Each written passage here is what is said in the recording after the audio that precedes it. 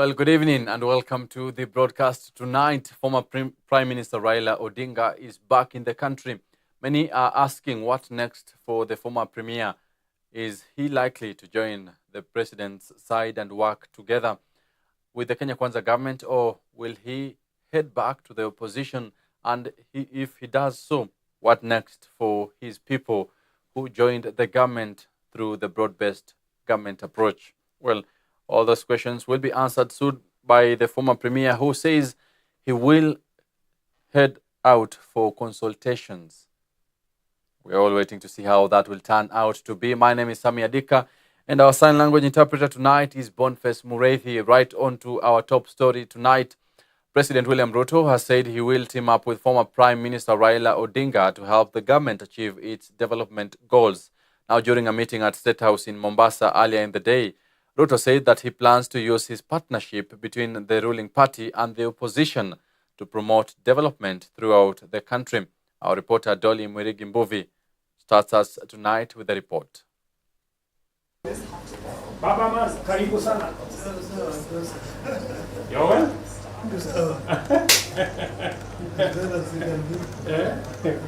Yes.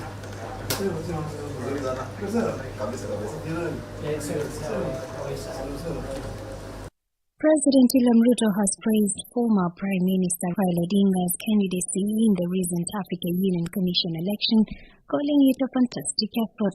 While speaking in Mombasa, Ruto mentioned that although he has supported other candidates in the past, he believes Raila's campaign was the best. His candidature brought all Kenyans together. I think his candidature attracted support from the different political sides, people in the opposition, people in government, everybody. We were united behind the candidature of Raila Odinga for the Africa Union Commission chair. Ruto also expressed gratitude to African leaders who backed Odinga, emphasizing that Africa will remain united in pursuing its development goals. As a continent, we are proud that we went through an election. Every candidate, including Kenya, was given the opportunity. But ultimately, we remain as a united continent with an Agenda 2063 that Kenya is going to continue to contribute robustly as we build the necessary infrastructure and network to support intra-Africa trade that has the biggest potential, to support energy transmission and generation, to support agro-processing and value addition across our continent, and to continue to tap into the enormous opportunity that exists for trade and investment in our continent. On his part, former Prime Minister Raila Odinga has said that he's ready to get involved in local politics after losing the election for the chairmanship of the AUC, saying that he will be working with local leaders to discuss future plans. I'm back home here. I'm going to meet with my friends, my supporters, and I'm going to consult widely what's going on forward, and in due course we're going to announce our way forward. So we'll give a way forward very, very shortly. Raila has however denied claims that the government spent 13 billion shillings on his campaign for the chairmanship of AUC, saying that money spent was mainly for his travel expenses, and mentioned that several countries helped cover his accommodation costs. Just to hire transport to travel around, and we were not living luxuriously. We were eating whatever was given to us wherever we went to. And many other African countries were very generous. They provided us accommodation and so on. So, but the government gave what was required. The Ministry of Foreign Affairs was available 24/7. And the other government departments to make appointment for me to be able to meet the leadership across the continent. So I want to thank my brother, very profusely for their support. Odinga lost the race in a 7-round voting exercise conducted in Addis Ababa, Ethiopia, to Djibouti's Mohamed Ali Yusuf. Doli Mubikimbovi for Hope TV. Well, many thanks, Dolly Mwiregi Mbuvi, for that report. In a move that seems to pit Deputy President against his boss, President William Ruto, Embu Senator Alexander Mundegi has called on the residents of the Mount Kenya region to unite in supporting Deputy President Kithure Kindiki in the 2027 elections, stating that he is the best candidate and the most accessible to replace President William Ruto come 2032. Additionally, he has also acknowledged that Professor Kindiki has a long political history and a proven track record of success, which sets him apart from other leaders vying to oust President William Ruto from power. Here is the full report with Ianson Mungiria. While it seems too early for the 2027 succession talks, politicians are drumming support for different leaders who are being fronted to oust President Ruto in the upcoming general elections. Alexander Mundegi, the Embu senator, is now relying the Mount Kenya region to support Deputy President Kithure Kindiki in the 2027 elections, terming him as the best replacement for his current boss. Mundegi has also emphasized that the Deputy President's calm demeanor and wise approach to addressing national issues are the key qualities of a trustworthy leader capable of steering Kenya forward. Ningeomba kila mmoja, mkubwa na mdogo, MPs, governors, women rep, na pia MCS, tuungane pamoja tuweze kusikilia ambaye deputy wetu ambaye Professor Kithure aweze kufanya kazi bila wasiwasi. Speaking in a church service at Redeemed Gospel Church in Canberra, South Mbeere constituency, Mundegi stated that in the few months that Kindiki has served as deputy president, he has demonstrated excellent leadership by advocating for peace, unity and development. Na tumeona kwa kipindi ya karibu miaka 2 kulikuwa na shinda, lakini saa hii muda ingine karibu miezi 5 kumekuwa hakuna shinda katika Kenya. Upande wa security, upande wa ufanyaji kazi umekuwa wakitembea pamoja, na ni kama watu hakuna mtu angefikiria ama profesa anaweza fanya ile kazi anafanya. Kwa hiyo tunaomba watu wa Mount Kenya East, Embu, Tharaka Nithi na Meru, kulingana katika Mount Kenya ile kubwa, akuonekani kama kuna mtu mwingine tunaweza kumtuma kwa rais na anaweza kutusaidia kwa rais. Mundegi has also urged voters not to be swayed by their leaders to stop supporting the government that they overwhelmingly voted for in the year 2022 election. In addition, Senator Mundegi has called the Minister of Health to take swift action to address the challenges hindering the full implementation of the SHA program to alleviate the pain of patients seeking healthcare services. Serikali iweze kufuatia njia ile inafaa, waajiri CEO ambaye ako na umaarufu ya hiyo kazi, ndio hiyo mambo yote iweze kuisha, na pia hiyo pesa iweze kufuatiliwa njia ile inafaa, accounting iwe mzuri, ndio watu wengi waweze kulipiwa, na department nyingi zile zinataka kujiondoa iweze kulipwa pesa, kwa sababu ni aibu kubwa sana. Watu wengi walalamika, lakini ningeomba serikali na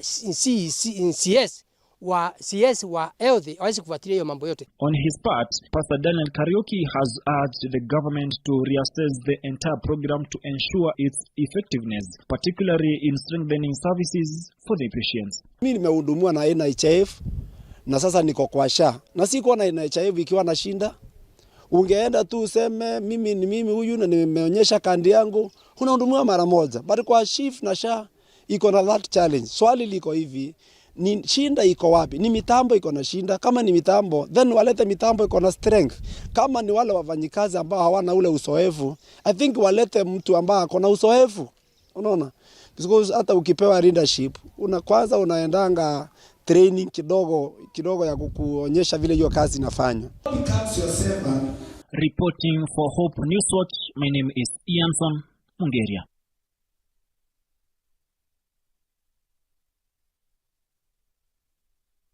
Well, that is Ianson Mungeria with the report.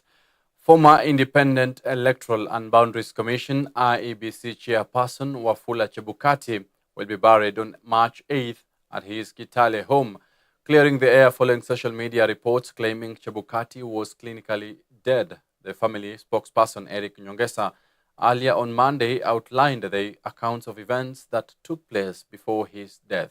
Nyongesa stated that Chebukati suffered a cardiac arrest on Thursday night, further revealing that Chebukati was diagnosed with brain cancer in April 2023 and underwent 2 surgeries. The family will now conduct a post-mortem examination on his body, awaiting his burial. Family, we are saddened with this loss, and the family, for purposes of the facts that he was a public figure, and for purpose of keeping good records for posterity, his grandchildren and anybody else, the family is still considering a post-mortem. The burial has been confirmed for the 8th of March at his farm in Sabata, within Kitale, within Trans Nzoia County. Now, human rights groups led by Amnesty International and Vocal Africa organized a peaceful march in Nairobi this morning, or rather Monday morning, calling for the immediate release of Dr. Kizza Besigye, who has been detained in Uganda since his abduction from Kenya last November. The procession began at Aga Khan Walk in the heart of Nairobi's CBD and made its way to the National Assembly to present a petition demanding action from both the Kenyan and Ugandan governments. The petition calls on the Kenyan government to launch an investigation into the abduction of Dr. Kizza Besigye, prosecute those responsible, and summon security organs for accountability for their actions. Dr. Kizza Besigye is currently facing treason charges in Uganda, a crime that carries the death penalty. Human rights groups warn that his detention is aimed at stifling opposition in the country. Free Besigye! And injustice to all. The only way we can express this is by coming out and speaking against it. Because if we don't, then that injustice will be perpetrated. The time comes when even if you're 1, if you're 2 or 3, you have to come out and say it is injustice. We are taking this as a first step to ask the Uganda government to actually release Dr. Kizza Besigye. 1,000 councillors from Samburu, Bungoma, and Kilifi counties have been trained to champion the fight against FGM and gender-based violence as the Strengthening Prevention and Response to Gender-Based Violence program funded by Kenya and Finland governments come to an end this year. Now, speaking during the closure of the bilateral GBV convention, Gender Principal Secretary Anne Wangombe said that the government is committed to advancing the gains made in the fight against gender-based violence by increasing funding to improve access to quality prevention and response services, especially to the most vulnerable. More than 3 years ago, we actually, in this very hall, we launched the Kenya-Finland bilateral program on strengthening prevention and response to gender-based violence in Kenya, and with a focus on 3 counties, Bungoma, Kilifi, and Samburu. And as I'm leaving in about 6 months' time, I'm very glad to see that the cycle is coming to a close and that I can see the fruits of our work together. What has happened is that in Samburu and Bungoma counties, through the Kenya bilateral, Finland bilateral program, we've been able to train more than 1,000 councillors, more than 1,000 people who are now champions against FGM from across the counties. We are committed to ensuring that we are going to build on the initiatives that have been put in place. We are going to ensure that the gains that have been made so far are not going to be lost. We are going to put some funds into this program. We are going to work together with even other development partners to ensure that we continue with this good work. We are grateful to the government of Finland for the work that has been done. And Glasshouse PR, a leading Pan-African public relations firm, has officially launched its report on the state of PR in Africa, covering insights from North, South, East, and West Africa. Now, industry thought leaders, PR agencies, and the general public shared their input on the state of PR. The report provides insights for PR professionals, businesses, and policy makers to navigate the evolving landscape. It also covers how PR is approaching digital strategies, AI integration, and cultural sensitivity that is vital to the industry. Now, speaking during the launch of during the launch, the Glasshouse PR CEO Mary Njoki explained that they are working effectively to ensure they deliver credible information on the internet and to all communities, urging those using social media to share credible content, their goal being to shape narratives and establish new policies in Africa. The idea for Glasshouse PR 12 years later is to shape narratives in Africa and also to build brands and also now go to shape what you call policy. I came back and I'm like, so how do we go about it? We need to know where we are as an industry. We need to be the ones who are going to tell the story of Africa, and I'll get there. So we interviewed, we were like, so how do we segment our research? How are we going to do the research? So we interviewed over 28 PR agencies across Africa. So the research you're seeing is from 28 PR agencies. These agencies are representing the East, the South, the North, and the West of Africa. As Glasshouse PR, we are launching this report, but then coming to a place we want to push you, the media, and also the PR practitioner, to be at a place where we need to shape the narrative of what Africa is. There are C-level executives who still think that Africa is one country. Can you imagine? So really, are we actually doing a good job in telling the story of Africa? So the idea is, as we get these data, as we get these insights, how do we use the data? How do we understand the power of PR and actually start telling the African story? Now moving to West Pokot County, leaders and residents in the North Rift region are now protesting over the move by the government to dissolve the Kerio Valley Development Authority, KVDA.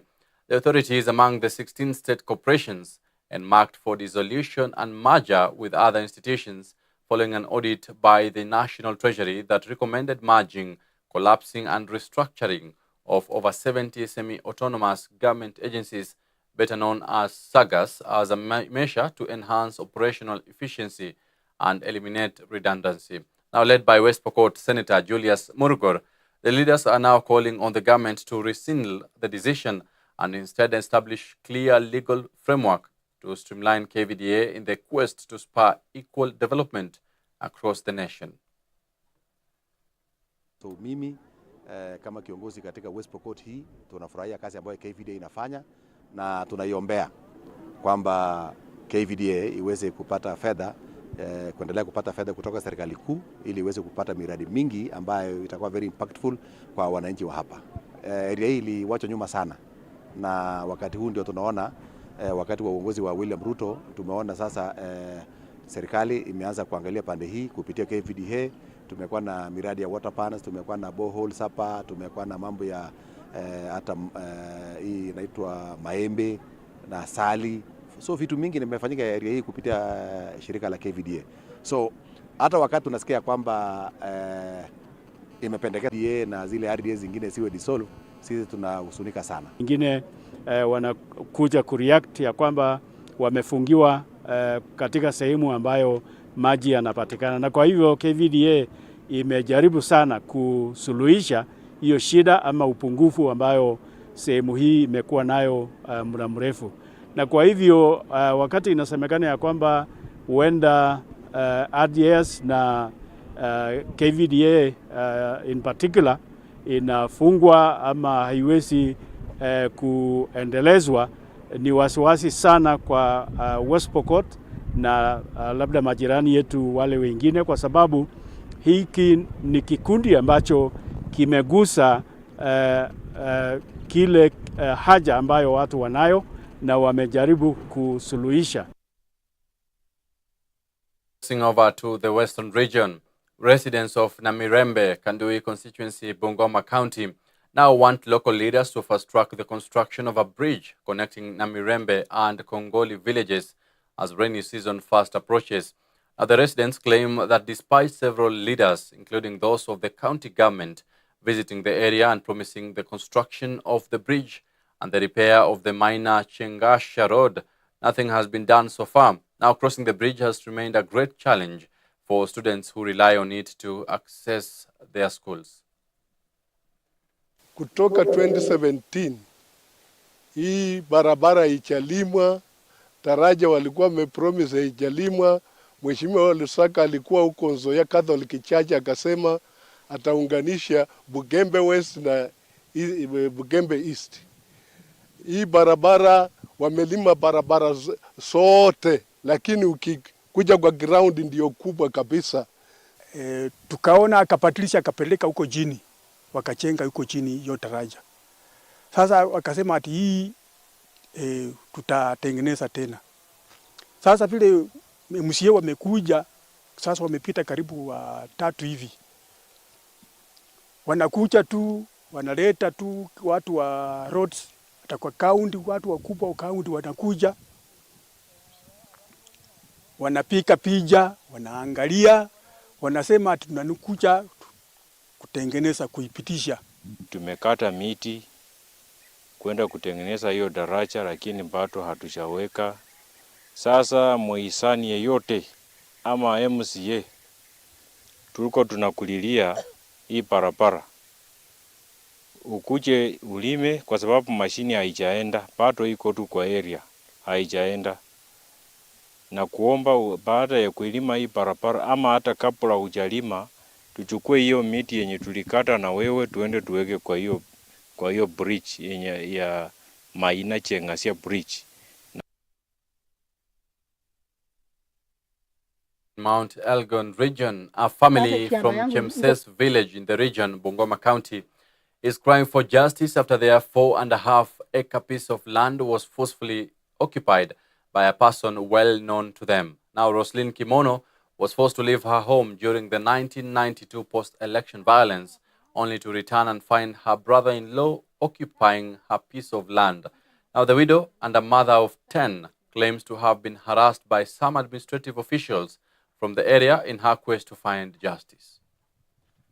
Na kila kitu, kesi zote tumetembea, tumehangaika, tumeuza kila kitu, pesa tumetumia, tumehangaika, tumetembea kwa miguu tukienda maofisi zote. Ofisi zote tumetembea, haki yetu tunapewa. Tukifika kwa shamba, chifu anatukoroga. Wanaishi kwa kula pesa. Wao hii shamba yetu watu wanaishi kwa kufaidika kwa shamba letu. Wanafaidika kwa kupitia ule mama.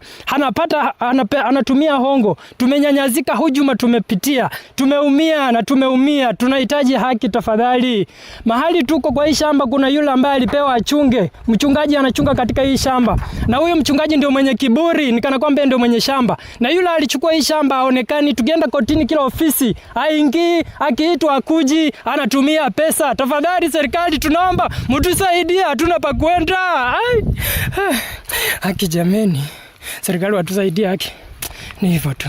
Tunaomba serikali watusaidie. Wamenyanyasa sisi kwa muda mingi. Mama yetu ameteseka, hawajatusomesha sisi. Tunaomba serikali watusaidie. Wanasema ati shamba letu liko kwa baba yetu uko chini, lakini shamba letu ni penye tumesimama. Tangu lini serikali shamba ikiama, ikitaramuka na ingine ipande juu? Tunaomba serikali watusaidie. Sisi tumenyanyasika kwa muda mrefu. Baba yetu alishikwa, ilikuwa ni kitu 97. Baba yetu akashikwa, akaenda kufia kwa jela. Hatujaona baba yetu mpaka saa hii. Hatujui hata penye alisikwa. Mama yetu ndiye ametutesekea mpaka na waleo. Well, it's quite sad. We do hope that the family will get justice right there. Now, Kenya has received 17 mountain bongos from Florida, USA, in a move set to repatriate some of its wildlife taken away during the struggle for independence. The rare animals arrived in the country at about 9:10 p.m. Sunday night and have been taken to Meru, where they will be quarantined first as they slowly reintegrated into the ecosystem. Now, Tourism Cabinet Secretary, that is Rebecca Miano, says that the plan is to see the numbers grow up to 700 by 2050. Now, this repatriation comes after years of cross-national talks that have seen several multilateral negotiations signed. To the communities living around the Marania and Mucheene sanctuary, I assure you that this initiative is not just about wildlife, it is also about you. The success of this project will bring economic opportunities, enhance tourism, and improve livelihoods. Protecting and conserving the mountain bongo is investing in the future. And I believe that we'll be able to attract many tourists, domestic, regional, and international, to come and see the rare but amazing mountain bongos in this magical Kenya. This cohort of 17 bongos that are going to Mushene Forest, which is a CFA or rather a community conservancy, is extremely exciting to us. Because number one, we are bringing back the biodiversity or the species that are critically endangered that had been taken out. Then number two, we are looking at creating jobs to the local community members that are going to be employed in that conservancy. And number three, we are going to be growing livelihood of the people that are going to be employed in the tourism sector. So we are looking at having the mountain bongo population growing back into this country. In about 2050, we are expecting that we shall be having at least minimum of 750 individuals of the mountain bongo back in this country, and that is a key iconic attraction for tourists. The bongos will leave here immediately, and they'll be driven all the way to Marania, Shene. That is where they'll be quarantined. So it's a quarantine facility. That's a quarantine facility where they'll be held for the next few months. So for now, we'll not really have a lot to do once they arrive until maybe after 2 weeks or so. Once they've settled, then there'll be another launch that will be called for.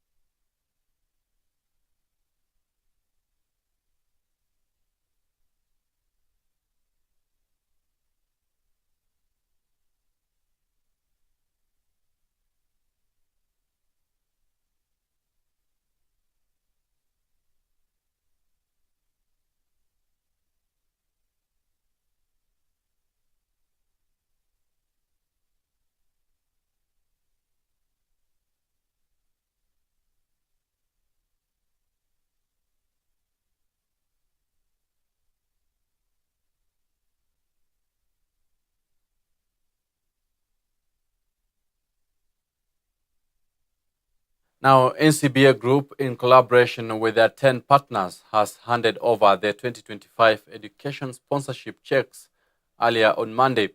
Now, this year, they have allocated a total of 12 million Kenya shillings, benefiting up to 481 students across the nation. Now, the generous support continues to make a real difference, helping students pursue their dreams and thrive in their academic and professional journeys. Now, the sponsorship program, which happens annually, has helped more than 1,000 students over the years through their partners or other partner foundations, demonstrating NCBA's unwavering commitment to shaping a brighter future through education. The initiative is part of NCBA's 100 million Kenya shillings annual pledge to positively impact communities through education, mentorship, and skill development as they support young Kenyans to achieve their dreams. Checks worth about 12 million shillings to various foundations, institutions that work to take kids to school. Overall, we're supporting about 400 children to go to school. And over the last few years since we started this program, we have supported 1,500 kids. A good number of them who are here have already finished their universities. They have come back. Some have gone to America and come back and working in various institutions. As NCBA, the way we support education is that we do not give direct scholarships to students. What we do is we work with a number of organizations such as the Chokse Foundation, EduMed Trust, and quite a few others. And what they do is that they support identified students, and those students become the NCBA students, supported students.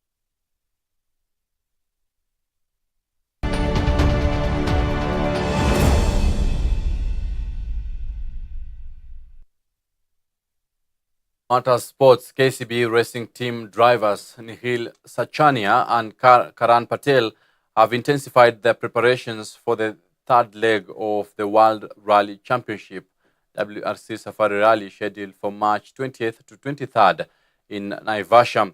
Now speaking in Athi River while putting their cars to the test ahead of the global competition, Karan Patel noted that they are ready to bring forth a great show. KCB recently announced a 209 million Kenya shillings sponsorship for the WRC Safari Rally, making the bank the largest motorsports sponsor in the country. Following the engine rebuild, we have a new turbo and a new engine in the car, so definitely there's a bit more power to utilize.